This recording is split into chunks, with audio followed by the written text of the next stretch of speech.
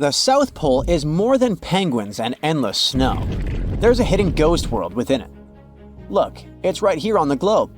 Don't confuse Antarctica with the Arctic, which is at the top of our maps. Much smaller in size, and, let's face it, way less mysterious. The ice sheet covering Antarctica is about 1 to 3 miles thick, which is up to 16 Eiffel Towers stacked on each other. This massive blanket hides the true features and contours of Antarctica's land. We still don't know much about this mysterious continent, and it is ice and snow that are to blame. We still don't even know the true shape and size of this continent. Mapping Antarctica without some huge shovels is an incredibly hard task. But satellites learned to penetrate the ice with their cameras. And now we know there's actually an enormous, dramatic ancient landscape beneath the snow. The ghost of the past.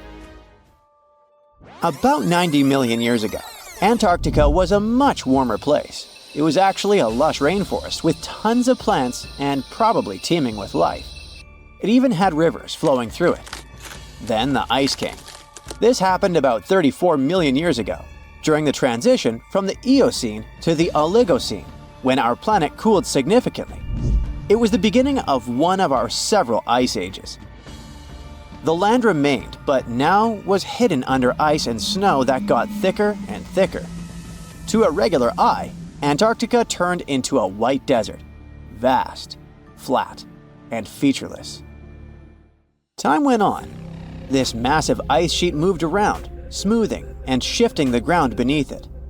Over the millions of years, it changed what the land looked like. Now, if we looked under the ice, it wouldn't hold any signs of the original South Pole, except for one place. In areas where the ice is especially thick and doesn't move much, like in East Antarctica, it has actually worked the other way around. It became like a super thick blanket that protects the land. Normally, things like wind or rain slowly wear away the ground over time, changing its shape.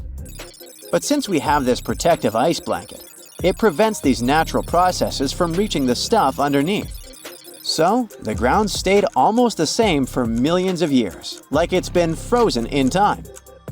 This special area near the Aurora and Schmidt subglacial basins has become the ghost of Antarctica's landscape. This place was barely touched even since it was first covered in snow 34 million years ago. This is a historical footprint, a place that can tell us what Antarctica's ground looked like before it became a freezing nightmare. As scientists peered under East Antarctica, they saw an amazing ghost. The traces of the rivers that were flowing there millions of years ago, various valleys, and some weird little islands, as well as 3 big chunks of land shaped like the letter U. Hey, what's that all about? You see, the continents on our planet are moving constantly, sliding along the red-hot lava mantle like cereal on milk. Over history, they came together and broke apart several times. Hundreds of millions of years ago, several continents were a part of one enormous Gondwana. Antarctica was one of them. It used to be one huge landmass. But when Gondwana broke apart, the poor continent got stretched by tectonic forces. Parts of land were pulled away from each other. Whoosh! And they got torn apart. And that's how we got these big chunks or blocks of land under thick layers of ice. In any case, scientists now want to explore this ghost a bit more. But to study it deeply, they need to actually drill down through the ice, like using a straw to get to the bottom of a thick shake. This will help them pick up some rocks and dirt from way below to learn more about the Earth's history and climate. Antarctica is the 5th largest continent in the world, approximately bigger than the entirety of Europe or Australia, competing with the entire South America in size. Aside from East Antarctica, we discussed there are several more regions: Antarctica Peninsula, South Pole, West Antarctica, and the Ross Sea. The continent is basically a frozen sandbox, and all its hidden, mysterious landscape is actually less explored than Mars's terrain.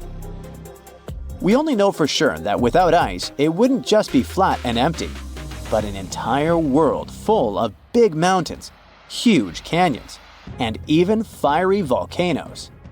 Some of these volcanoes are so huge that they peak above the layers of snow. In West Antarctica alone, there are at least 138 volcanoes, though only about 8 or 9 are active today.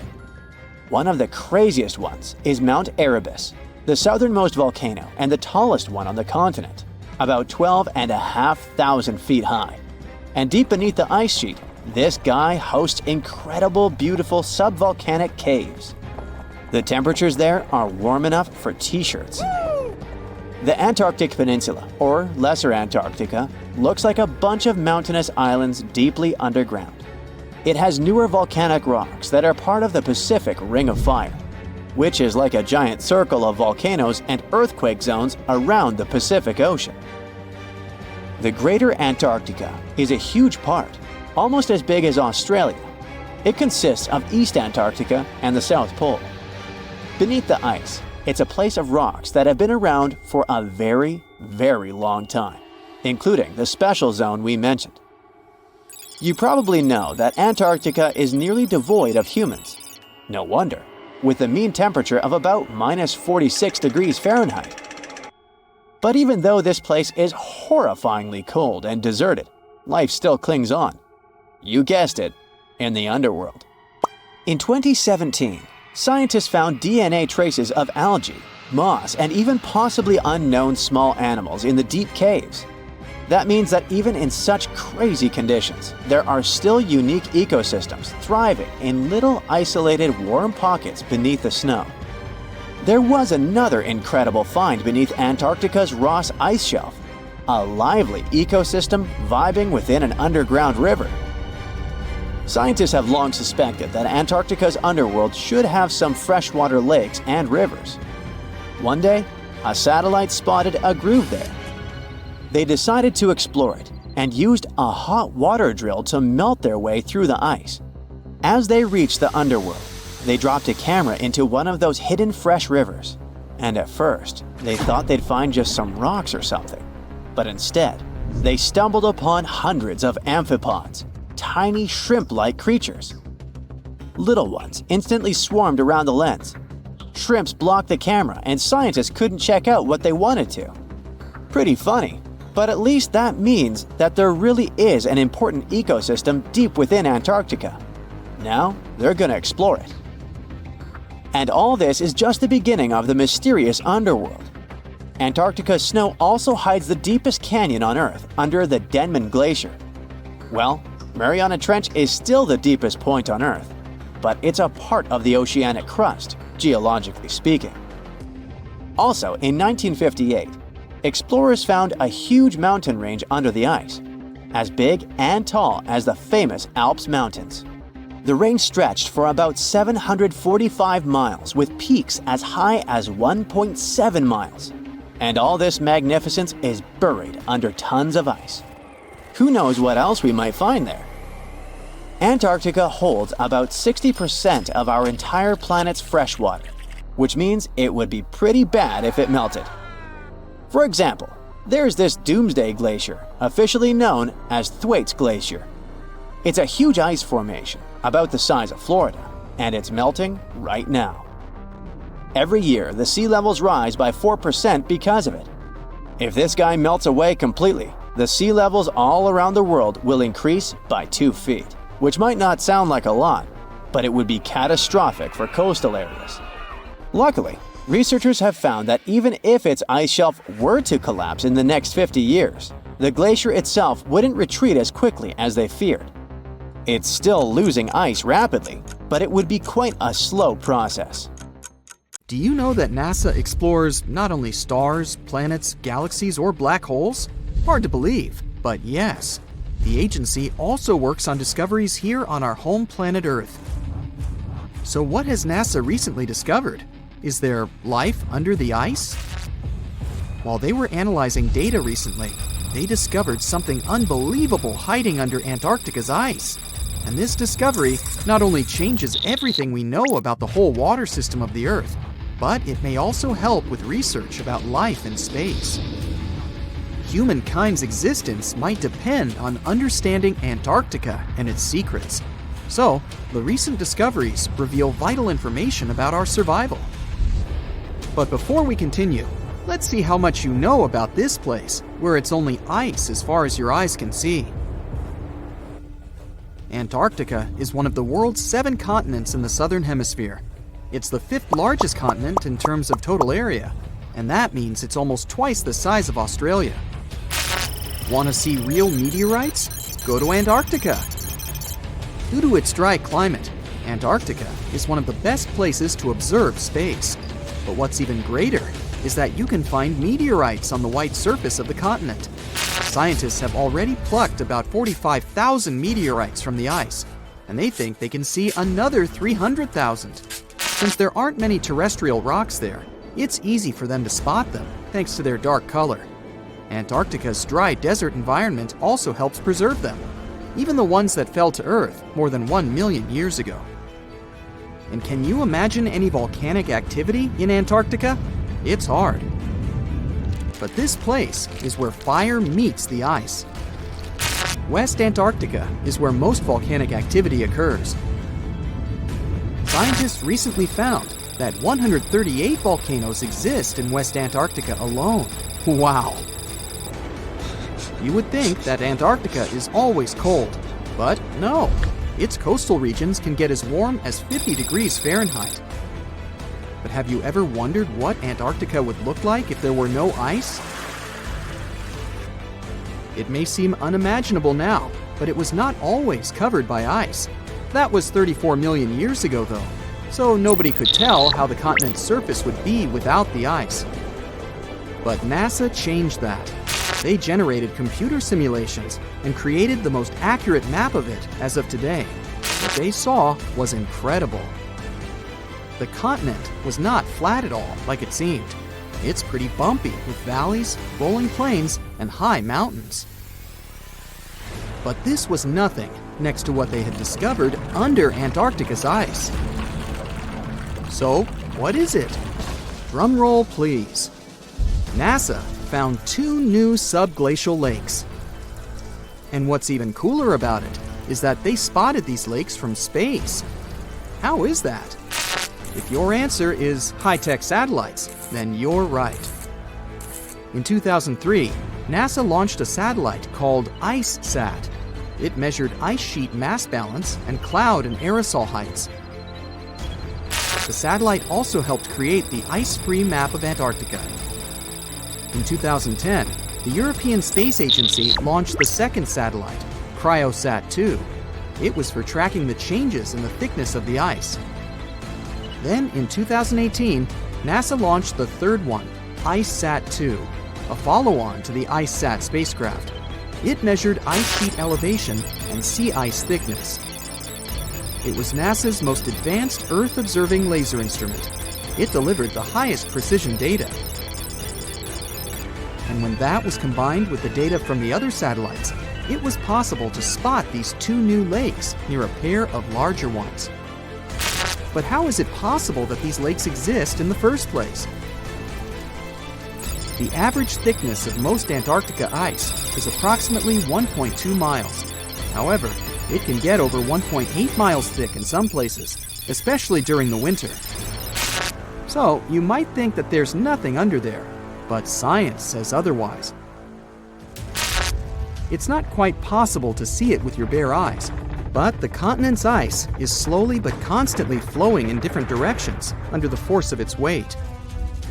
But scientists could not figure out how water moved for many years. That started to change in 2007, when data gathered from the IceSat provided insight into what hides beneath the surface. They first discovered an entire network of meltwater lakes connected under Antarctica's fast-flowing ice streams, and there were hundreds of them. Scripps Institution of Oceanography glaciologist Helen Amanda Fricker figured that the elevation changes measured by IceSat happened because of the dynamics of these lakes. They did not hold meltwater statically. Instead, they were filling and draining continuously over time through a system of waterways. And as they did that, the ice above rose and fell. But where do they drain? The ocean, of course, and it drains a lot. A recent study, co-authored by Fricker, found that the drainage of one lake flushed as much as 198 billion gallons into the ocean in only 3 days. Countless mysteries about how nature works are still waiting to be solved. But finding the 2 new lakes will give scientists a better picture of how fast the Antarctic ice sheet will change as the climate gets warmer, and how this will affect global ocean currents and sea level rise. The filling and draining cycle of the lakes also caused the ice sheet to suffer cracks and crevices. So, the information they find from these new lakes will also give them a better understanding of the damage on the surface of the ice. They will also be able to assess how this filling and draining system influences the speed at which ice slips into the oceans and seas. And that means they can evaluate how the added fresh water may alter marine ecosystems. This discovery may also suggest whether life is under the ice. Wow! Scientists drilled through about 3,504 feet of ice and found that water samples taken from one of the lakes contained approximately 10,000 bacterial cells per milliliter. Such a high number of bacterial life is a good sign, because that means the icy waters might also support higher life forms, such as microanimals, and one of these new lakes might even be their home. But the most exciting thing is that the new lakes might help them understand whether life on other planets is possible. Scientists believe any life below the frozen surface of the planet Mars might follow the patterns seen in Antarctica's lakes. So, there is a possibility that they might find critical new information on the type of life that may have existed on the red planet. You wouldn't want to be there during the winter, though. The lowest temperature on Earth you can experience is negative 128 degrees Fahrenheit. In 2010, there was an even lower temperature of negative 135 degrees Fahrenheit, and you may feel this cold much worse due to the strong and dry winds. Did you know that the size of the ice surface on Antarctica also changes throughout the year? It's about 1.2 million square miles during the summer, but when it's winter, it grows to 7.3 million square miles. Yet, despite the change, it remains the largest piece of ice on Earth. Sorry, Arctic, you lose. Do you know these cute little penguins? Consider these animals the locals, because there is no native population in Antarctica. It's a no man's land, because no single country owns it. But do you know who really owns it? 5 different species of penguins, seals, and killer whales. Ha. Despite the continent's harsh conditions, you can visit it as a tourist for fishing and research purposes. Around 5,000 people reside on the continent during summer at research stations. But when winter comes, the number naturally drops down to 1,000. Antarctica's ice blanket makes up 70% of the world's freshwater reserves. Imagine what would happen if it melted. The global sea levels would be raised by almost 200 feet. In 2011, scientists from Chile found a weird-looking fossil in Antarctica that looked like a squashed football. Almost 10 years later, the rock just sat on a shelf in Chile's National Museum of Natural History with no specific label. It went by The Thing in the museum because it looked like something from a science fiction movie. When the scientists finally got their hands on the strange fossil, it turned out it was actually a giant softshell egg from around 66 million years ago. This one is more than 11 inches long and 7 inches wide. A regular chicken egg is just 2.5 inches long, and an ostrich egg is almost 6 inches long for comparison. So, the Thing won the title of the biggest softshell egg ever found and the second largest egg of any animal we know of. The only bigger egg that was ever found was that of the extinct Madagascan elephant bird, which is also 1.5 times as tall as Michael Jordan. The bird, not the egg. The Antarctic egg is also special because it's the first fossil ever found in this part of the world. So, whoever left it there must have been one big creature, probably a giant sea turtle that lived long ago, like a mosasaur. This is surprising because most scientists thought these creatures didn't even lay eggs. So this discovery could change what we know about them. The egg is also unique because it has a thin eggshell and no pores, which is totally different from most dinosaur eggs. It actually looks more like the eggs of lizards and snakes. but it came from a giant creature related to these animals. No known dinosaurs or flying reptiles from that time and place were big enough to lay such a huge egg, so it must have been a mosasaur after all. But we can't be 100% sure. Scientists did a lot of work and studied 259 types of living reptiles, like lizards and snakes, and their eggs. From this, they figured out that the mommy who laid the egg was probably at least 23 feet long, not counting her tail. During the late Cretaceous period, this part of Antarctica might have been like a nursery. Paleontologists have found bones of tiny mosasaurs and plesiosaurs in the same area, along with bones from the grown-up ones. Archaeologists in Norway made another cool but literally discovery and found dozens of arrows that had been hidden in ice for 6,000 years. They were melting out of a large ice patch in the high mountains, covering an area of about 45 football fields. In 2014 and 2016, when the summers were extra warm, scientists went to an ice patch called Langfoni to look around. They also found lots of reindeer bones and antlers there. Some of the arrows were whole and some in pieces, along with 5 arrowheads around the melting ice patch. This is more arrows than have been found at any other frozen site in the world.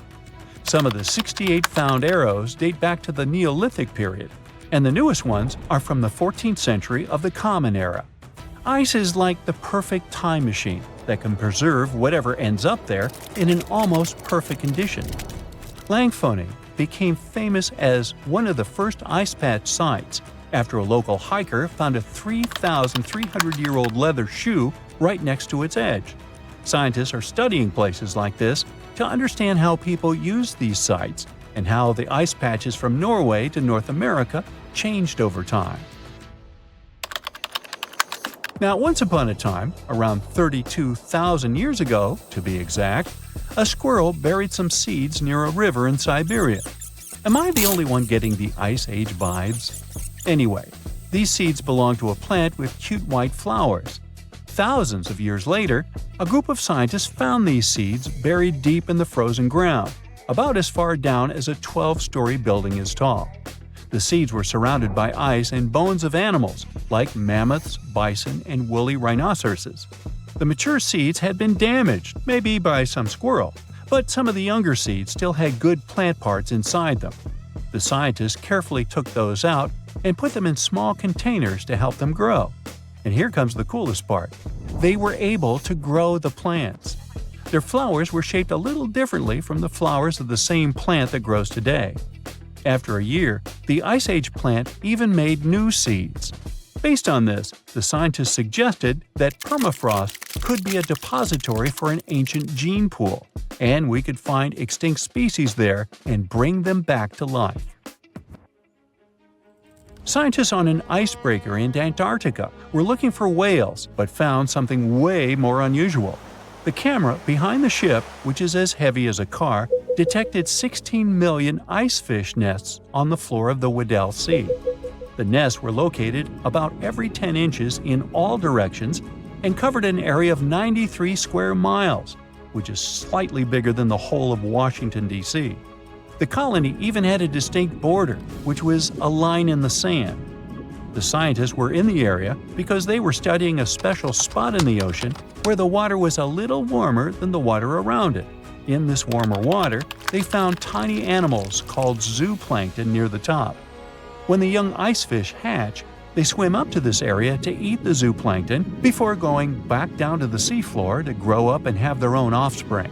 Since there was so much food, it made sense to see icefish in this warm water. But they didn't expect to find such a huge number of icefish nests, much more than anyone had ever seen before. New Zealand's Antarctic Heritage Fund found some old photo negatives in a hut in Antarctica. They turned out to be unique images from the Ross Sea Party. It was a famous failed expedition led by Ernest Shackleton. He wanted to become the first person to cross Antarctica by land, from the Weddell Sea to the Ross Sea, passing through the South Pole. But things went wrong when their ship, the Aurora, was blown out to sea. They had to use the hut from another explorer, Captain Robert Falcon Scott. His goal was to be the first person to reach the North Pole, But sadly, he didn't succeed either. The negatives were made of cellulose nitrate and were found stuck together in the small box. The Trust took the negatives back to New Zealand, where they carefully separated them and discovered 22 hidden images. Many of the photos were damaged, but the Trust could still recognize some familiar places around McMurdo Sound, a well-known area in Antarctica. No one knows for sure who took the pictures. In December 2021, some scientists noticed a strange mark on the Larsen ice shelf, a giant sheet of ice off the eastern coast of Antarctica. They thought it might be a river flowing under the ice, so they drilled down over 1,600 feet to check it out. They expected to find water, but they didn't expect to see that the water was full of fast-moving creatures called amphipods. The scientists also found that the water in the underground river had unusual layers of currents moving in different directions, which they still don't fully understand. Another surprising thing happened during their research. On December 20th of the same year, a volcano erupted far away in Tonga, and the pressure waves from the eruption were detected all the way down in the ice river in Antarctica. It shows how everything on our planet is connected, even in the most distant places.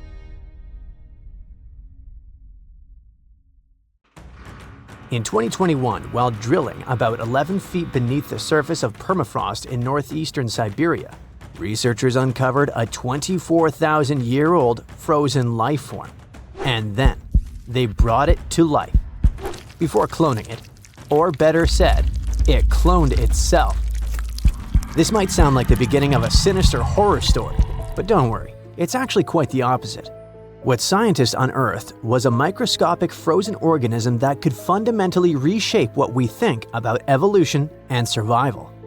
The uncovered tiny creatures are called bdelloid rotifers, microscopic animals with little wheel-like mouths that they use both for moving and feeding. They were first discovered in 1696 and are fairly common in freshwater environments around the world, with a few saltwater species. They might seem unremarkable, but scientists have been studying them since early microscopes made it possible to actually see them. Because even though there are only a few dozen microns wide, they're surprisingly complex, with brains, guts, muscles, and reproductive systems. Could it be that within that complexity lies the secret to ultimate resilience, maybe even for us humans? Let's break it down. These creatures are extremophiles. That means they can survive being completely drained of water at any point in their life cycle, then lie dormant until rehydrated. But that's not all. They can also persevere through some of the harshest conditions on Earth, or in outer space, or even being stuck in the Siberian permafrost wasteland for tens of thousands of years. This is possible because they can enter cryptobiosis, a condition where organisms pause their metabolism and become nearly inactive. It may sound sciencey, but actually, some of the everyday products we eat are stored in a fridge thanks to this phenomenon. Take yeast, for example. Live yeast cells are surrounded by a protective layer made of dead cells and some nutrients. You can keep yeast at room temperature, but if cryptobiosis comes into play, in the form of your fridge or freezer, it stores much better and longer. During cryptobiosis, rotifers accumulate protective compounds like chaperone proteins, which help them repair and recover once favorable conditions return. Chaperone proteins are like tiny bodyguards. Their job is to keep other proteins in the cell from falling apart under pressure. When the body is stressed, whether from heat, cold, toxins, dehydration, or just the natural aging process, the proteins inside our cells can start to misfold. Proteins need to be folded into very specific shapes to function properly, and when that structure breaks down, they become useless, or worse, harmful. Misfolded proteins can pile up and interfere with normal cell function. In some cases, they clump together in ways that poison the cell. This kind of damage is even linked to serious health conditions. So, if rotifers have developed powerful proteins that prevent cellular chaos even under extreme conditions, could we use them to protect human cells from diseases and aging? By analyzing the age of the ice they were found in, scientists figured out that these frozen rotifers were at least 24,000 years old. That's a huge leap from earlier studies, which showed they could survive frozen for only about 10 years. Now that's what you call record-breaking. This period of Earth's history is known as the Late Pleistocene epoch, a time dominated by the Ice Age, which means these invertebrates were lying dormant when Manny and Sid were having their adventure while roaming the icy landscapes, along with saber-toothed cats and giant ground sloths. Fun fact: although animated movies like Ice Age show woolly mammoths as huge, towering giants, they were actually about the same size and weight as today's average African elephant. Nature and evolution can be so cruel, yet fascinatingly unpredictable. Massive, menacing beasts that came from the Ice Age couldn't survive it, yet something tiny and weird, like a bdelloid, could. But regarding our unfrozen creature, after the soil thawed, the organism didn't just begin moving again, it also started reproducing. This is thanks to an ability called parthenogenesis, a specific form of reproduction in which embryos develop from unfertilized eggs, allowing them to reproduce independently. It really is like cloning, but it happens naturally. Many organisms, such as certain insects, reptiles, and even some birds, are capable of parthenogenesis, at least under specific conditions. For example, in honeybees, males develop from unfertilized eggs through parthenogenesis, making them genetic copies of their mother. However, parthenogenesis is often seen as an evolutionary disadvantage because it limits genetic diversity, meaning that most species that reproduce this way eventually face extinction. Despite this, bdelloid rotifers have diversified into over 450 distinct species over millions of years, which is extremely rare. Scientists believe their survival comes down to a few evolutionary adaptations. They can pause their metabolism through cryptobiosis, repair their DNA with specialized proteins, and even borrow useful genes from other organisms using a process called horizontal gene transfer. Unlike most animals which rely solely on inherited DNA, these organisms can steal genetic material from bacteria, fungi, and even plants, splicing foreign genes into their genome to gain new survival traits. Some studies have shown that up to 10% of their active genome comes from foreign DNA.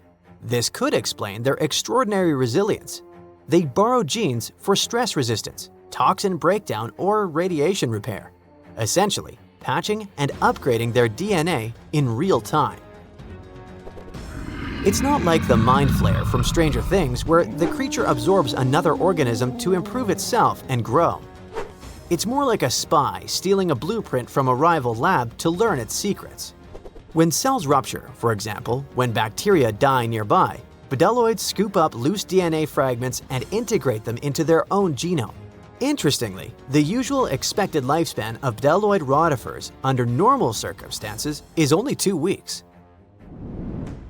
The soil sample that contained these rotifers also held nematodes, or roundworms, another group of tiny survivors already known to withstand tens of thousands of years icebound. This isn't just limited to microscopic animals.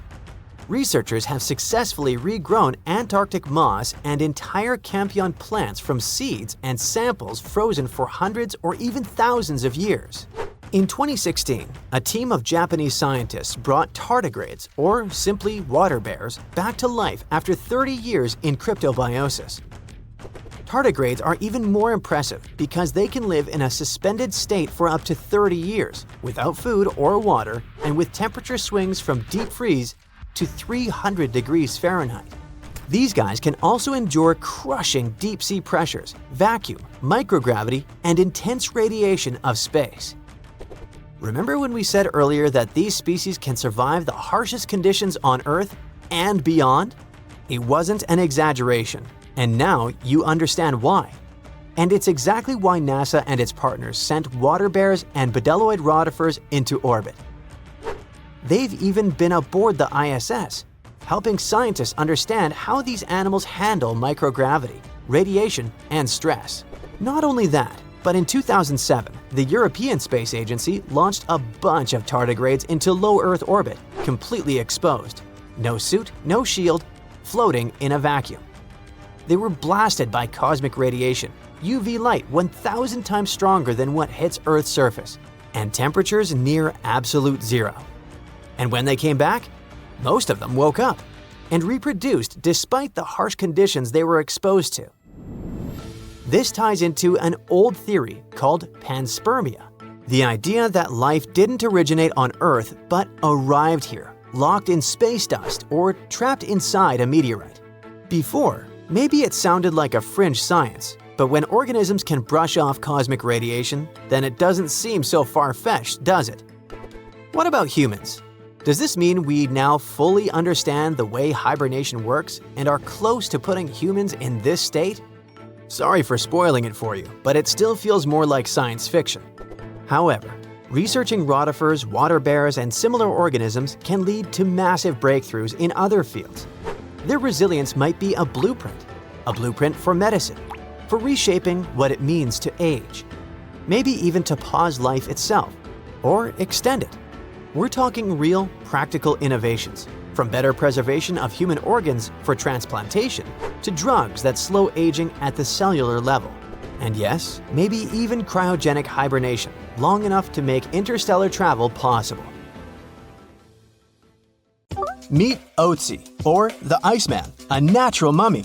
He lived sometime between 3,350 and 3,105 BCE. He was discovered in 1991 in the Ostal Alps, near the borders of Austria and Italy. And yes, the nickname derives from the name of the mountain. Otzi is Europe's oldest known naturally mummified human. Otzi was 40-something when it happened. Science is awesome. We even know that he was left-handed and lactose intolerant. He was wearing shoes stuffed with grass and laced with aurochs leather. He also had a fur hat and carried a backpack with everything he needed to quickly make a fire. His body is now kept in a special room at a constant temperature of -21 degrees Fahrenheit. These days, Otzi is kind of a celebrity, featured in numerous documentaries and books. A decades-old mystery is solved. In 1942, Marceline and Francine Dumoulin left their home in southwestern Switzerland to get some food, but they never returned. No one knew what had happened to them. A ski resort worker solved the mystery 75 years later. He found two people dressed in 1940s fashion in ice. DNA tests revealed that they were the exact married couple. The couple had 7 children. After their parents' disappearance, the children never stopped looking for them. One of the children, Audrey Dumoulin, said she wouldn't wear black to the ceremony. She thought that white would be more appropriate since it represented hope, which she never lost. I'll take you back to 2016, an ordinary summer day. A gold miner was traveling in search of gold in Canada. He spotted something in the melting ice. He got closer. A treasure greeted him. Well, a treasure for science. The miner found the oldest and most complete wolf mummy ever discovered in the world. This wolf was part of an ecosystem that no longer exists today. The local people named the 57,000-year-old pup Zur, meaning wolf in their language. Experts have been able to get a glimpse of what Zur's life was like thousands of years ago. They've discovered that she mainly ate fish and other seafood instead of large mammals. Previously, scientists assumed that Yukon wolves mainly fed on bison or musk oxen during the Ice Age. You're hiking Mont Blanc in the French Alps. You see a small metal box blinking at you from under the ice. You slowly approach it. Oh, it's full of jewelry worth $340,000. This is a real story. The person who found the box handed it to the police. It turned out that there were hundreds of diamonds, rubies, emeralds, and sapphires inside. The markings said, "Made in India." Police already knew there were 2 major incidents regarding Indian Airways around the area, but they dated back to 1950 and 1966. The box had been hidden under the ice for at least 5 decades. Experts couldn't identify the owner of the previous gems. They believed that the box belonged to a passenger who was going to New York to sell the jewels. Well, let's hope the buyer didn't make any prepayment. Every year, new stuff comes to the surface in the area when ice melts. For instance, newspapers with headlines from the time when Gandhi became India's prime minister. Climbers also routinely find luggage and other personal items there. Let's travel 39,000 years back in time. Meet Yucca, the woolly mammoth. Yucca is special because it's the best preserved mammoth ever found. Local tusk hunters discovered it in 2010. Yucca became a natural mummy thanks to the ice preserving it. Scientists made analyses that revealed that Yucca was a 6-year-old female mammoth. Now, how about some ice worms? Yes, those do exist. They live on glacial ice in Alaska, Washington, Oregon, and British Columbia. They spend their whole life on ice. You can see them on the surface of glaciers 2 times a day, in the evening and in the morning. They go up to feed on snow algae. Scientists call them a scientific paradox. When temperatures are low, any creature's bodily reactions slow down and energy levels drop. Cold-blooded creatures like worms become sluggish when it gets too cold. But the laws of nature don't seem to apply to ice worms. They thrive and are very active when it's freezing cold. But as glaciers are melting, ice worms' habitats disappear too. Ice worms can be up to 1 inch long and are black or blue in color. Fun fact, there are stories and songs about them. Supposedly, they give glaciers' ice their blue color, but it's just a myth. This horned lark is an Ice Age animal, not the cartoon, the actual one. Local fossil ivory hunters found this frozen lark in Siberia in 2018. Luckily, they notified experts about their discovery. After the examination, scientists found out that the bird had lived around 46,000 years ago. The most interesting thing is that the bird was in such good shape, considering that it had been under ice for millions of years. Experts say that the lark looked as if whatever had happened to it occurred just a few days ago. Turns out, the bird lived in the same era as other Ice Age animals, for example, mammoths. This book was lost for decades. It belonged to George Murray Levick, a surgeon and photographer. In 1910, he was on an expedition to Antarctica. Levick and his teammates spent months observing penguins, but they had to drop everything due to harsh weather conditions. Levick and his team were trapped in the area. They survived by digging a tight ice cave. Eventually, a ship managed to get to a nearby location and they were saved. But Levick left his notebook behind. It had lists of dates, subjects, and photographs he took at Cape Adare. Most pages of the book got dissolved, yet experts managed to save what was left of it. The notebook was published a century after it had been written. Look at this bone. It belongs to a scimitar cat. The bone was found in Klondike, Alaska. What makes it unique is that scientists managed to extract DNA from it. They found out it was a pre-Ice Age animal, more than 50,000 years old. Scientists used to assume there weren't any scimitar cats in the world, but this bone debunked previous theories. Plus, researchers found out that these cats had had natural hunting abilities, good eyesight, and endurance for long-distance running. At one point in the past, the number of animals the cats hunted started to decline, and ultimately, scimitar cats were outcompeted and eventually disappeared. Not just ice worms, but also viruses live in ice. Researchers revived 33 types of ancient viruses, which had been frozen 15,000 years ago. 28 of them were unknown to science. It might sound a bit scary, but scientists say that these viruses are unlikely to harm people. You can put your doomsday pack aside. Before, viruses even older than these ones were revived without any problems. For instance, in 2014, scientists found a virus that was around 30,000 years old in, guess where? Yes, Siberia. But microbes that can cause problems do concern scientists. For example, after a heat wave in 1941, bacteria got out of a frozen reindeer carcass trapped under Siberian permafrost. Several people living in a nearby village were hospitalized because of the effects of the virus. Who knows what other viruses can be trapped in older permafrost layers? Well, let's hope they remain where they are. Fingers crossed. Bonus: in the 1960s, an underground facility was built in Denmark.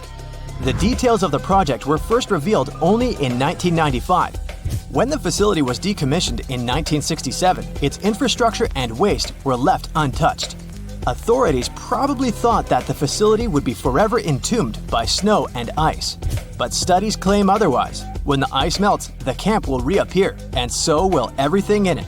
Let's hope nothing unpleasant comes to the surface. We've all dreamed of visiting the Arctic and witnessing the natural wonders of polar bears frolicking on ice floes or the aurora borealis dancing across the sky. Well, sorry to break it to you, but you won't find any tourists flocking to Antarctica anytime soon. Why, you may ask? Let's dive into it. First off, where is Antarctica? It's located in the southern hemisphere, specifically at the South Pole. The Southern Ocean surrounds it, and most of the continent is covered by ice, making it one of the most remote and frigid places on Earth. Now, have you ever met someone who's visited Antarctica? Probably not. It's one of the least visited places on the planet, and only a handful of lucky explorers have seen its interior, which is mostly made up of glaciers and ice fields. But trust me when I say the wildlife and scenery are out of this world. Why shouldn't you travel to Antarctica? Well, for starters, the environment is incredibly fragile and can be easily damaged. Plus, there are no native human populations on the continent, so your travels would essentially be like visiting an uninhabited island. And let's not forget that it's also one of the most expensive destinations to travel to. Despite all that, Antarctica is not exactly guarded like a fortress, but there is an international agreement called the Antarctic Treaty. This treaty was negotiated to prevent any unwanted activity on the continent and bans some forms of testing done there by member states.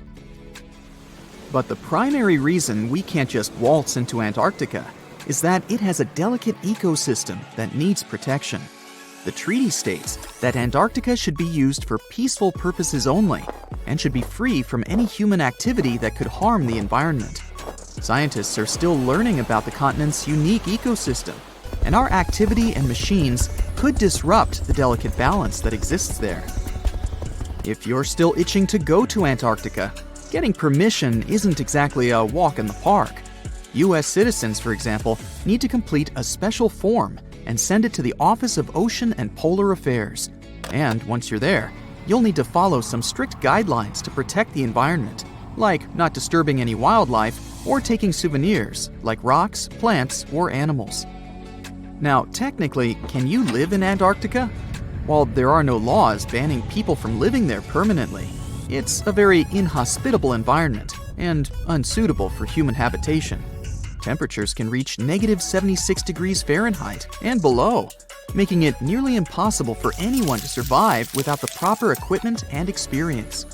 Plus, the nearest piece of land is over 1,000 miles away, making any inhabitants completely cut off from the rest of the world. Who knows? Maybe one day we'll get the chance to visit this unique and fascinating continent. But until then, let's admire it from afar. Let's now talk a bit about the discovery of Antarctica. Unlike other places that were already inhabited, Antarctica never had a native human population. Ancient Greek philosophers had an idea about the continent and called it Antarctos, meaning opposite the bear. The bears it refers to are not the polar ones though, but rather the Great and Little Bear constellations, which are only observable in the northern hemisphere. As a result, the term signifies the opposite of the land of the bear. Whaling and sealing voyages in the late 1700s and early 1800s would venture further south when rounding Cape Horn at the tip of South America. It was known that going further south often meant stronger winds, but also the risk of hitting floating ice of all sizes and of winds and seas that could prove dangerous to the ship and crew. Captain James Cook was the first to cross the Antarctic Circle on January 17, 1773, in the Ross Sea region. He reached a point further north a year later, and though he didn't sight land, he came to within 50 miles and saw deposits of rock held in icebergs, indicating that a more southerly land existed. The first sighting of Antarctica is widely acknowledged to have taken place in January of 1820, during the voyage of two ships under the command of Captain Fabian Gottlieb von Bellingshausen, as part of a 2-year exploratory expedition around the world to discover new lands. The captain's ships were the first to have crossed the Antarctic Circle since Cook. The first undisputed landing on Antarctica didn't happen until much later, on January 24, 1895, at Cape Adare during the whaling voyage of the ship Antarctic, led by Henrik Bull. A small boat with 6 or possibly 7 men on board rowed ashore during calm conditions. You might not believe it, but Antarctica is actually a desert. With all that ice, you'd think it'd be like a winter wonderland with snowball fights and hot cocoa all day long. When we think of deserts, we picture camels and cacti and people struggling to find water. But in Antarctica, it's a whole different story. The struggle isn't to find water, it's to find anything that's not covered in ice. And the average rainfall has been just over 0.4 inches in the past 30 years. That's like a few drops of rain compared to what we're used to. So technically, it's not the dunes or sizzling heat that makes a desert, well, a desert. It's the lack of precipitation. But don't worry, if you ever find yourself lost in Antarctica, you won't have to worry about getting thirsty. Just make sure you bring a jacket and some mittens, because it's cold enough to make you into a popsicle. Not only is Antarctica one of the driest places on Earth, but it's also the coldest, the windiest, and the highest. Talk about overachieving. The penguins and scientists down in Antarctica have at times found themselves in a bit of a pickle when it comes to time. You see, unlike the rest of us on this big blue planet, there is no Antarctica time zone. All the lines of longitude meet at a single point at the South Pole, making it a bit of a head-scratcher when trying to figure out what time it is. Now, you might be thinking, but how do the scientists and researchers keep track of time down there? Good question. They typically stick to the time zone of the country they departed from. However, with stations from all over the world on the Antarctic Peninsula, things can get a little wacky. Imagine trying to coordinate with your neighboring countries without accidentally waking them up in the middle of the night. You might think that not much could survive in a place where the temperature is extremely cold, the sun barely shows up, and the wind could blow you away faster than a tumbleweed. Well, as in many places on Earth, life found a way in Antarctica too. Believe it or not, this frozen continent is buzzing with activity. It's home to billions of krill, which in turn attract lots of seals and more penguins than you can shake a fish at. But don't let their cute and cuddly appearance fool you. Penguins are the ultimate swimmers, with streamlined bodies that would make Olympic medal winners jealous. They come ashore to breed and chill, but their real talent is stealing pebbles from each other and forming mathematically precise huddles to stay warm.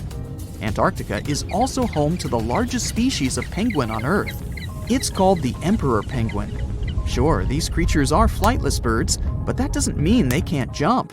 In fact, some of them can leap up to 120 inches. And let's not forget about the seals. With their furry bodies and special songs, these marine mammals are protected by the Antarctic Treaty, and they're thriving in the cool waters of the Southern Ocean too. But the real stars of the show are the whales. During the Antarctic summer, these huge creatures show up in droves to chow down on the abundant krill. It's indeed like a whale buffet down there. Ooh, mysterious mountain ranges hidden under thousands of tons of ice. Bizarre, transparent creatures with see-through skin, singing snow plains. Antarctica has its own terrifying secrets. And now, a mysterious ice hole the size of Switzerland that keeps popping open. And scientists have finally figured out why. This hole, called the Maud Rise Polynya, was first spotted in 1974 and 1976 in the Weddell Sea. Since then, it's been kind of playing hard to get. Sometimes it appears, sometimes it disappears for years. And when it does show up, it mysteriously changes size. For decades, researchers were trying to figure out what makes it form. Then, in 2016 and 2017, the Polynya went absolutely massive, more than 30,000 square miles. The hole stuck around for several weeks during winters. It was the first time since the 1970s that the Weddell Sea had such a huge, long-lasting Polynya. Here's the deal with Antarctic sea ice. In summer, the ice is at its smallest, around 1 million square miles. Yeah, that's considered small. By winter, it spreads to a whopping 7 million square miles, covering about 4% of Earth's surface in weird white tiles. Most of this ice grows during the weeks-long polar night on the floating ice shelves around the continent. These holes in the ice, called polynyas, usually form when strong winds from inland push the ice tiles apart. That same cold wind also freezes more seawater inside the hole, adding extra chunks to the ice sheet. But the Maud Rise polynya isn't near the coast, where those winds normally help make holes. Out in the open ocean, holes like this are rare. Add in the fact that ice across the Southern Ocean has been shrinking. No wonder scientists are left bewildered. What exact conditions are creating this stubborn giant ice hole? To crack the mystery, the scientists dove into a mountain of data: satellites, floating sensors, even info from tagged marine animals. Plus, they had years of past observations from other researchers. And they found something unusual. In 2016 and 2017, the Weddell Sea's circular ocean current, called the Weddell Gyre, was stronger than usual. That extra punch made it easier for salty, warmer water from deep below to reach the surface. The Maud Rise polynya sits above an underwater mountain called Maud Rise. During those big polynya years, the stronger current caused salt to gather around this submerged peak. On the surface, the wind whipped over the ice, creating a corkscrew effect. It literally pulled that salty water up from below. The extra salt lowered the freezing point of the surface water, allowing the Maud Rise polynya to form and stick around. Polynyas are really important for the planet. The dense salty water formed in these holes can travel huge distances, spreading across the global ocean and affecting climates everywhere.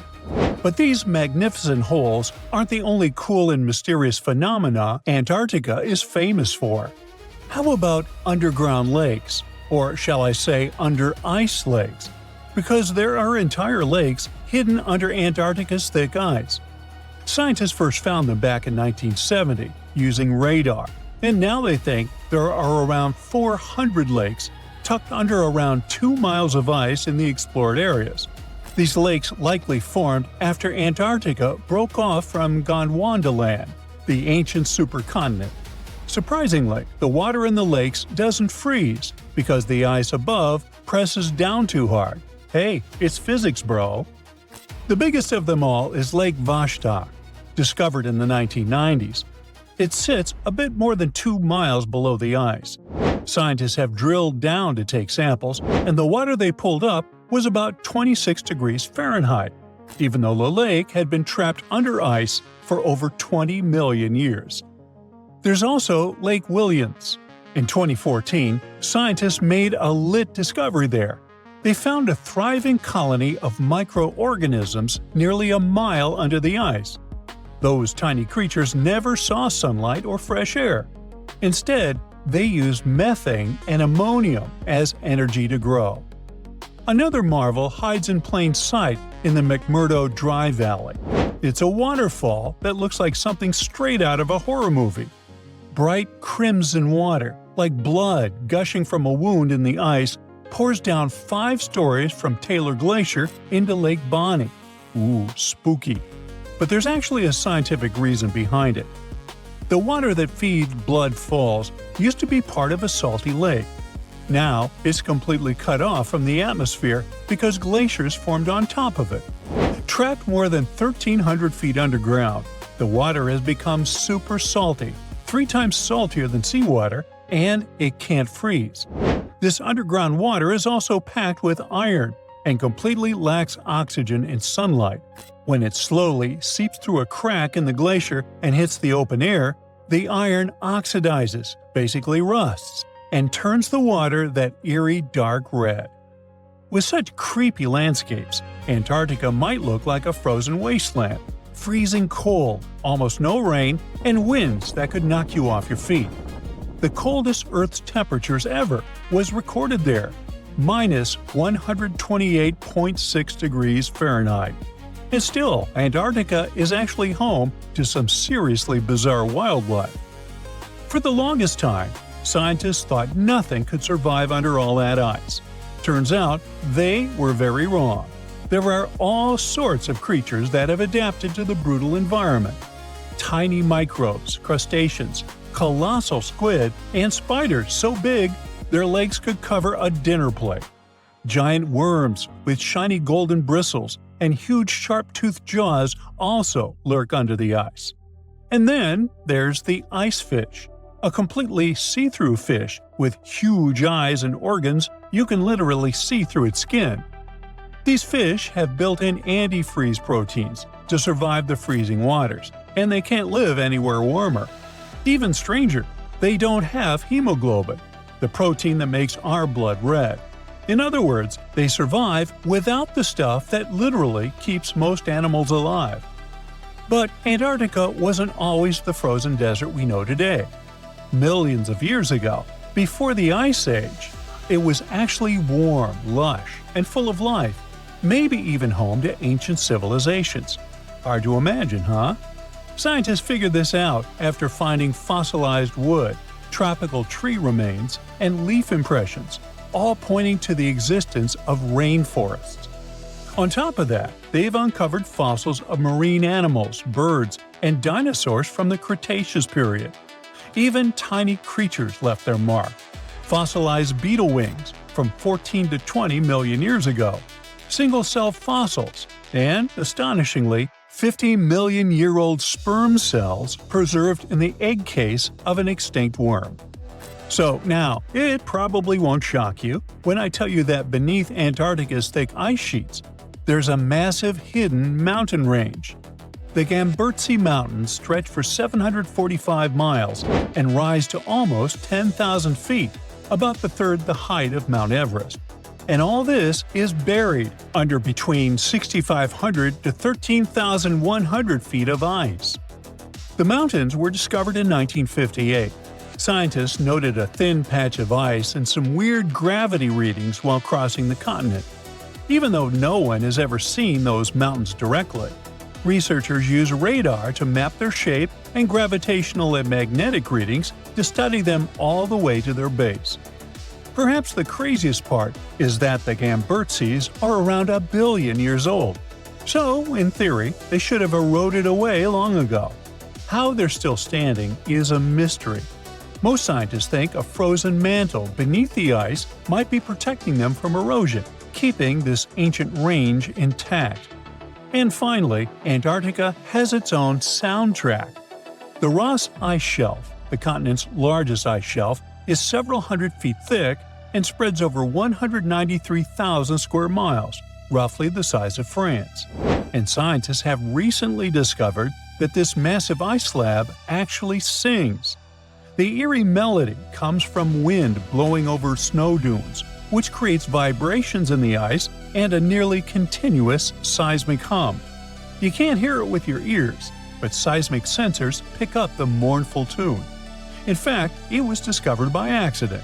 Scientists just installed special sensors to monitor other ice behaviors. Now, even cooler, the song changes depending on what's happening on the ice. Melting, storms, and shifting snow all tweak the vibrations. Researchers are now using this haunting melody as a kind of early warning system. They listen to it in real time to track the ice shelf stability and potential collapse. We're in Siberia. It's so cold here that freezing gusts of wind are burning your face. All that white snow seems to be blinding you. This place resembles Antarctica because of the permafrost. Recently, a group of scientists researched one of the local rivers. With the help of a drilling rig, they extracted several samples of frozen soil. The scientists were shocked to find living creatures inside the ice. Later in the laboratory, they realized that the creatures were microscopic multi-celled organisms known as deloid rotifers. These creatures looked like little worms. Scientists knew that these worms could live in frozen conditions for up to 10 years. But the age of the rotifers found in the ice was about 24,000 years. And after defrosting, they began to reproduce. as if they had been sleeping for several hours, not thousands of years. Further analysis showed that these organisms could stay frozen for hundreds of thousands of years. The rotifers might have lived during the time when people didn't invent the wheel yet. And this isn't their only superpower. Deloid rotifers are among the most radioactively resistant animals on Earth. They can survive in places where there's no oxygen and water. They can also stay alive in areas with high acidity and can live without food and water for a long time. By the way, these are not the only creatures that are known for living for thousands of years. Particular types of moss and some microorganisms are also almost immortal. Nematodes, also called roundworms, are some of the most adaptive varieties of worms in the world. Imagine the Eiffel Tower standing tall and proud. And now, let's make it 10 times higher and place it underground. Exactly at this depth, many thousands of feet under the surface, scientists discovered these creatures. There's no sunlight and almost no air in this place. And since it's much closer to Earth's core than the surface of our planet, the temperature here is higher than in the middle of the hottest desert. Millions of tons of soil above create insane pressure. But all this couldn't prevent life from developing here. When roundworms run out of air, food, or when the temperature becomes too high, they get into a unique state of stasis, or deep hibernation. In this mode, the worm's metabolism slows down, and almost all the processes in their bodies stop. The creatures can sleep for a very long time and only wake up when the environment becomes more livable. By the way, you don't have to go so deep underground to find these creatures. Nematodes are found all over the world. They can live in hot springs, deserts, high in the mountains, among the harsh ices of Antarctica, or inside animals and humans. Our next invulnerable creatures are tardigrades, also known as water bears. These are microscopic, 8-legged invertebrates closely related to arthropods. It's impossible to see them with the unaided eye. But a conventional microscope will allow you to see tardigrades in detail. They look like minuscule bears. They're called water bears because they need a thin layer of water around their bodies at all times. It's necessary to prevent dehydration. Tardigrades have been found in all kinds of environments, from ocean depths to sand dunes. They're incredibly robust, thanks to their unique organism structure. Yeah, they look soft, but their body is covered with a tough cuticle. This coating resembles the exoskeletons of grasshoppers, mantises, and many other insects. Water bears shed their old layer of the cuticle when they need to grow. Each of their 8 legs has 4 to 6 claws, which helps them cling to any surface. The bears can survive at a temperature that's almost 3 times as cold as the temperature in the ice of Antarctica. Heat doesn't harm them either. They have been proved to survive at the temperature that makes water boil. Also, water bears are not afraid of radiation and high pressure. In the depths of the ocean, pressure can destroy alloys of the strongest metals, but these creatures can withstand pressures 6 times greater. But the coolest thing is that they can live in the vacuum of space. Our planet has a magnetic field. This is a shield that protects us from solar radiation. Tardigrades don't need this protection. They can go into near-Earth orbit and come back unharmed, all thanks to a protein protecting their DNA from ionizing radiation. Like other immortal organisms, water bears can fall into a state of cryptobiosis. Tardigrades pull their head and legs inside their bodies and fall asleep. If the surrounding conditions suggest freezing, drying out, or experiencing a lack of oxygen, they will remain in this barrel form until the situation improves. So those are microscopic organisms and microbes that can only be seen through a microscope. But how about something bigger? Meet ironclad beetles. They live in the southwestern US and Mexico.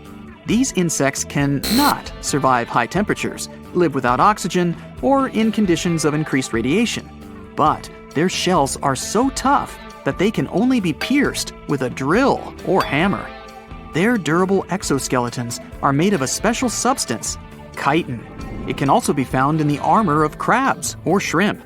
And still, the chitin of the ironclad beetle is so durable that it allows this creature to withstand the impact of a car moving at high speed. In times of danger, they can hide their whiskers and strong legs in special recesses in their shell.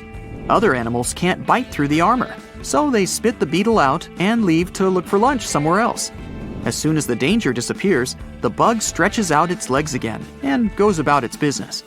Also, the armor saves the beetles from dehydration, which is very useful in hot areas of Mexico and the southwestern US. Inside the exoskeleton, they can store moisture. In other words, these bugs can absorb water whenever they find it and transport this liquid inside themselves. The next creatures are incredibly fragile, but they know how to survive in places where almost no other animals can live. We're going to the southeast of Romania, near the Black Sea. Here, on a desolate wide plain, you can notice a pit. This is a mine leading deep underground. The air on the surface of our planet usually contains around 20% oxygen, but in the mine, it's only 10%. Inside the cave, the air also has an increased content of hydrogen sulfide and carbon dioxide. People can't breathe there without an oxygen tank. We can probably say that the water and air there are poisoned. Almost no animals would be able to survive here. Still, 48 species of living organisms have been found in this cave. 33 of them are newly discovered species. And they aren't the only microbes or bacteria that can't be seen without a microscope. Something bigger lives here. Strange white snails crawl over the walls of the mines. Transparent shrimp and a bunch of unknown kind of leeches swim in the water. White centipedes with huge whiskers and creepy white spiders run on the ground. And they all have been growing here for almost 5 million years. You might notice a water scorpion and another unidentified species of this animal. It doesn't look like its relatives living in hot sands or tropical forests. No living creature here looks ordinary at all. All animals are either white or transparent. They have no eyes, but are equipped with long paws and antennae whiskers that help them navigate in this dark space. The deeper you go into the cave, the less oxygen the air contains. But the number of living organisms is increasing. The air is filled with methane and carbon dioxide. All the inhabitants of this cave have never seen the light of the sun and have never gone out of the darkness. It seems impossible to survive in such conditions where plants don't produce oxygen. The answer to the question of their survival is hidden in a small lake. The surface of the water is covered with strange foam. If you look closely, you can see that this white substance is alive. It resembles soft, wet paper that is easy to tear. The thing is billions of living organisms, bacteria called autotrophs. There's much more carbon dioxide in the cave than there is outside, and these bacteria, like plants, absorb it. But they don't do this with the help of photosynthesis, which means they don't need sunlight. They use water for chemosynthesis. What these bacteria secrete is food for other bacteria, and these other bacteria are food for bigger creatures. A unique food cycle that you can't find anywhere else on the planet only exists here. You turn on the tap in the bathroom and rinse your face with warm water. After a few seconds, a loud grinding noise comes from the water pipes. In the next second, pieces of ice fall into your hands. You jump up in surprise and hear a neighbor screaming behind the wall. He's probably taking a shower.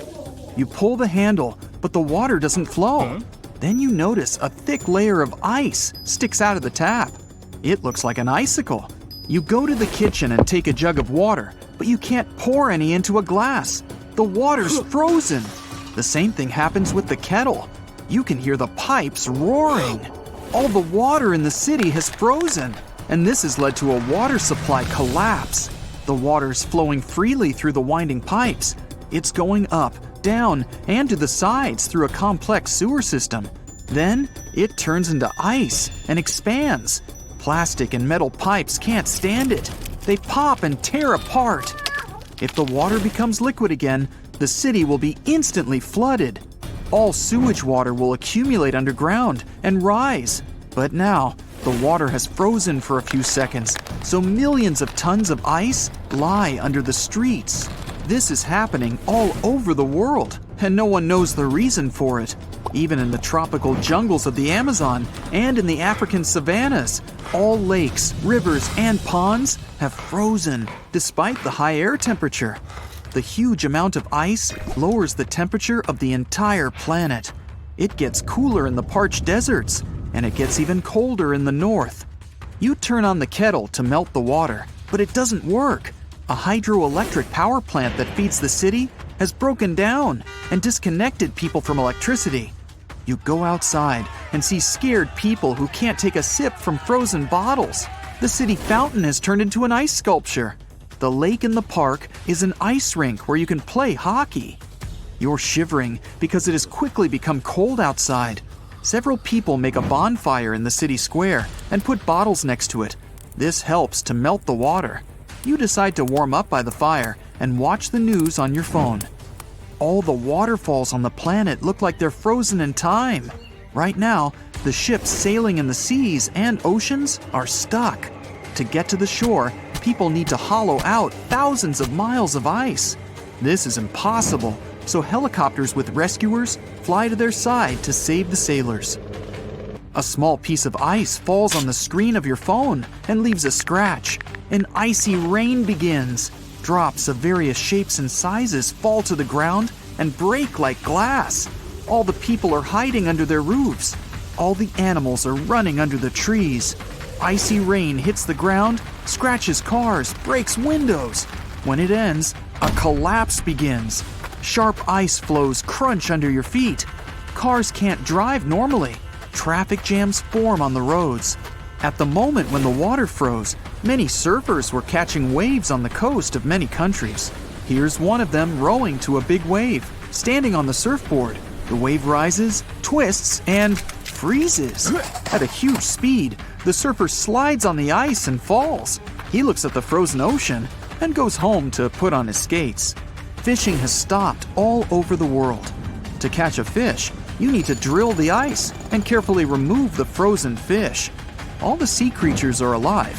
They're simply in cryogenic sleep.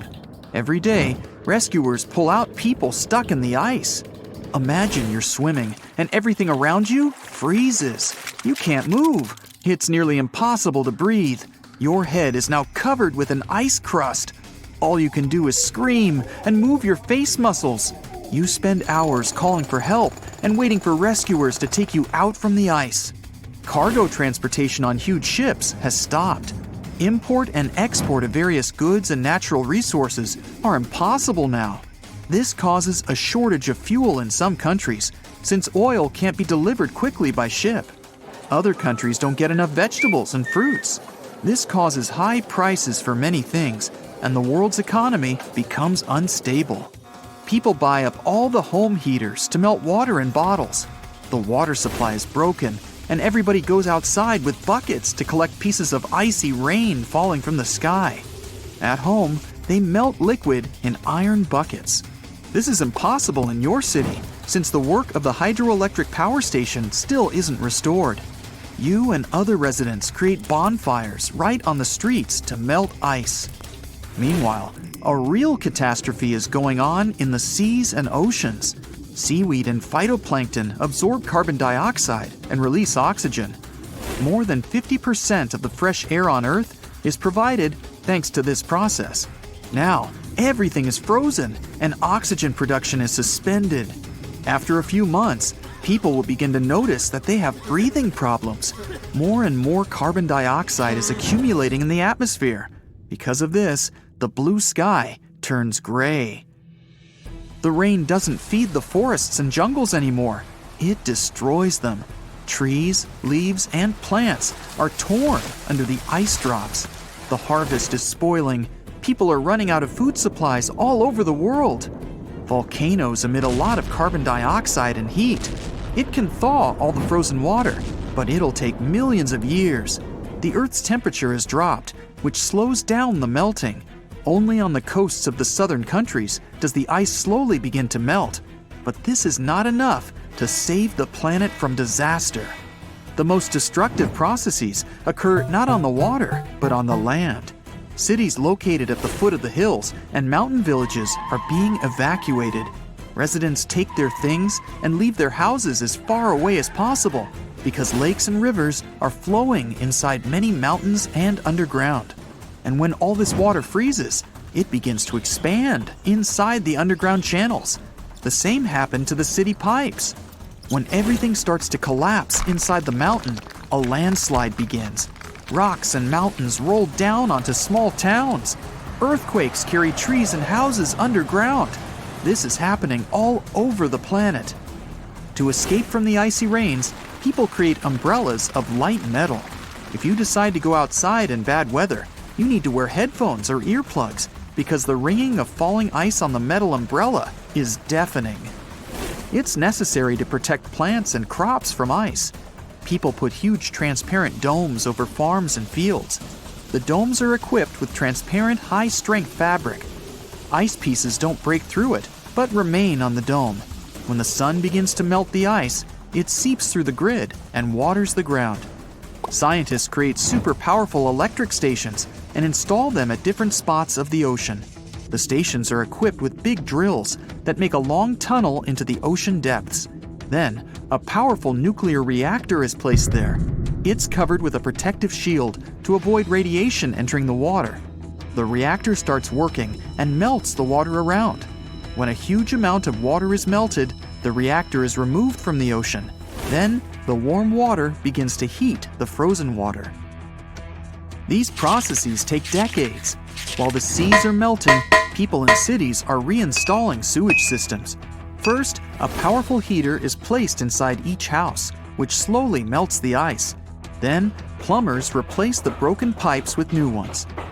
The global temperature is slowly recovering, but icy rains continue to fall. To solve this problem, scientists synthesize a harmless chemical reagent. Each day, supersonic planes fly through rain clouds and spray the substance that turns small ice flows into water drops. The freezing water in the rocks slowly melts, and this provokes new landslides. To escape from earthquakes, seismologists create a scanner that monitors the activity of underground water. The scanner processes data on the ice and ground temperatures and the density of air and soil and creates an earthquake model. People can find out in advance when the disaster will begin. Hey, don't we all love wintertime? Gingerbread cookies and sitting by the fireplace. And frozen methane bubbles? Freezing temperatures afford humanity the pleasure of some very weird winter phenomena. Let's go take a look at some of them. Beneath the surface of Canada's Lake Abraham in Alberta, or beneath other lakes across Antarctica, you'll witness a truly mesmerizing phenomenon of ice bubbles. From the top, they look like glittering jewels. But these bubbles don't meet our expectations, as they never pop. They just freeze midway, before ever reaching the surface. So how did they get there in the first place? And what are they made of? Some of them come from gas released from the melting of glaciers, while others are a result of the decomposing of organic matter lying at the bottom of the lakes. Now, they sure look pretty, but they're also pretty harmful to human life. These bubbles are made of methane, and they can intoxicate you. So, if I were you, I wouldn't get too close. If you're driving on a curvy hillside road when a snow squall begins, you'd be wise to stop driving immediately. A snow squall is the winter equivalent of a severe thunderstorm. The thing is, they're difficult to predict and very fast-moving. There can be sunshine, but then all of a sudden, a huge snow squall might start. If you haven't heard this term before, it's because the National Weather Service in the US only began using it in 2018. They called it a squall because it reduces a lot of our visibility and can be very dangerous if you don't take it seriously. But still, falling snow is beautiful, even if it's that crazy. Say this winter you decided to finally visit the famous Niagara Falls. Located between the US and Canada, these falls are the 5th largest waterfall in the world, with over 3,000 tons of falling water per second. In winter, the area looks like a winter wonderland and is home to an interesting phenomenon, a frozen fall. No, this isn't the work of Hollywood or an internet prank. Niagara Falls can actually form a layer of ice. This happens when the falls have been exposed to frigid temperatures for a long time. So, the surface water and mist in the air turn to ice, giving the impression that the entire waterfall is frozen. But that's not exactly what happens. If you look closely into the ice, you'll notice that there's still plenty of flowing water.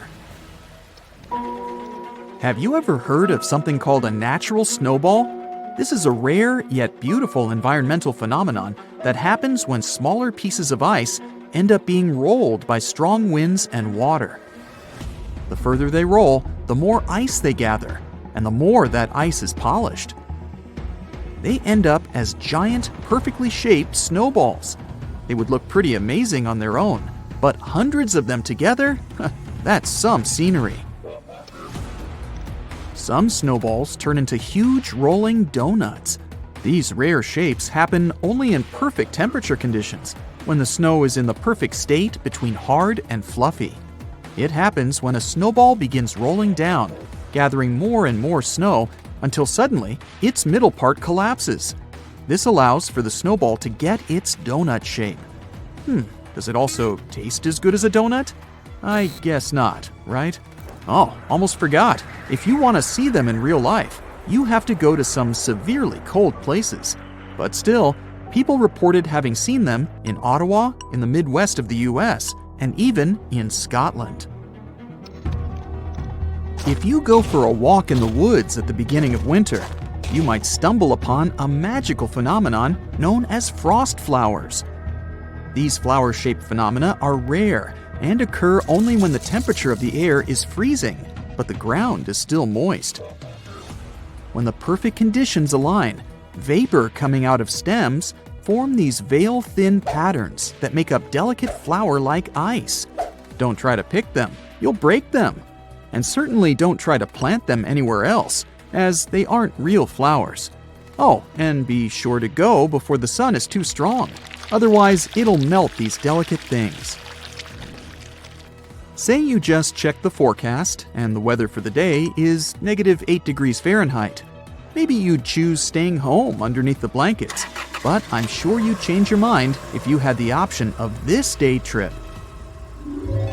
Picture Yellowstone Park under a few feet of snow on a sunny day. Well, if that didn't do it for you, then add some snow-covered bison and steamy geysers to the scenery. Still not convinced? How about the chance to see the rare phenomenon of hoarfrost? If you haven't heard of them before, they're a geometrically enchanting type of frost that you can see when moisture in the air skips the droplet stage and appears directly as ice crystals on top of a leaf.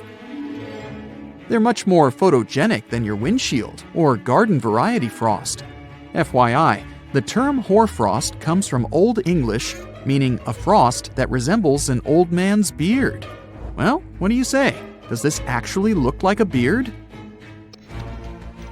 You're walking in a frost-covered forest on a freezing day, when suddenly you hear a loud banging sound. No, it's not an avalanche nor an earthquake. You're in the middle of a frostquake. If only that meant that you'd see beautiful snow crystals cracking on the floor, but that's not quite the case. Frostquakes, also known as ice quakes, happen when the moisture below the ground starts to freeze and expand. It's normal for things to expand in their frozen state. Just look at an ice cube, for example. These frostquakes can move rocks and the soil above and cause loud cracking sounds as if the world were falling apart. Don't worry though, it's not. If you happen to see black ice, be careful. Although we call it that, black ice isn't really black. It's made up of a thin layer of ice that looks black due to the color of concrete or earthy ground. It blends in so well with the ground that it's almost impossible to spot. It forms during winter days when the ground is wet from rain or melted snow, and the temperature suddenly drops below freezing temperatures. So, this thin layer emerges, multiplying considerably your chances of slipping while walking on bridges or overpasses. It's also pretty common on spots on the road that are shaded by trees. This next phenomenon happens in a very specific wintry context, the Antarctic one. Amongst the unique things that occur on the continent, Antarctica is home to an extremely weird waterfall. The year was 1911, when an Australian geologist wondered about the so-called blood falls. He was extremely puzzled by this red stream of liquid pouring from a small hillside amongst the Antarctic ice.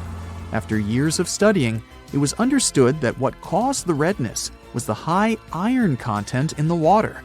The last piece of the puzzle came when scientists discovered that there was an underground lake with water full of oxidized iron nearby, which was what caused the bloodfall to exist in the first place. The North Pole is more than Santa's fictional home. Together with the South Pole, it's home to the so-called polar vortex, a phenomenon that helps to enhance our winter experience. The polar vortex is a large area of low pressure and cold air. It's called a vortex simply because over there the air rotates counterclockwise. It sends a jet stream that makes you want to bundle up and helps induce several winter phenomena such as freezing fog. If fog is when a cloud touches the ground, what happens when it freezes? You can expect that all of the moist droplets of water that are hanging around in the air will possibly freeze when they touch the ground, meaning you really wouldn't want to be driving around in the middle of one of these things. So what comes to your mind when you hear the word Antarctica? Most likely, cold, snow, ice, and penguins. Yet, this is one of the least explored regions in the world that hides many strange and unique things. Check them out. You don't have to go to Antarctica to see this weird thing. All you need to do is open Google Earth and move to one of the southernmost islands of Antarctica, King George Island. Recently, internet users have noticed a large and pretty strange cave entrance there. Where does this wide, dark passage lead? People started making suggestions. It's the entrance to a secret base or some laboratory. This is the part of the spaceship that crashed there thousands of years ago. This is the door to the ancient city of Antarctica. Perhaps there's a giant rock mountain with an ancient cave beneath all this snow and ice. Well, there's some ideas. Users have calculated the approximate dimensions of this cave. It might be about 74 feet high and 250 feet wide. You could hide a Boeing passenger jet in there. Nature probably created this entrance. This is a logical explanation, but there are two strange factors. First, take a look at the foot of the mountain. It seems that there are steps there. They're dark in color, as if they're made of stone. And if you look closely, you can notice something similar to human footprints. Has anyone entered this cave? Or maybe someone is still living there now. The second oddity is the disappearance of the mysterious finding. For the first time, people noticed it in a Google Maps snap in 2007. Then the entrance disappeared. Then it reappeared a few years later. After that, it vanished. And in 2022, people saw it again.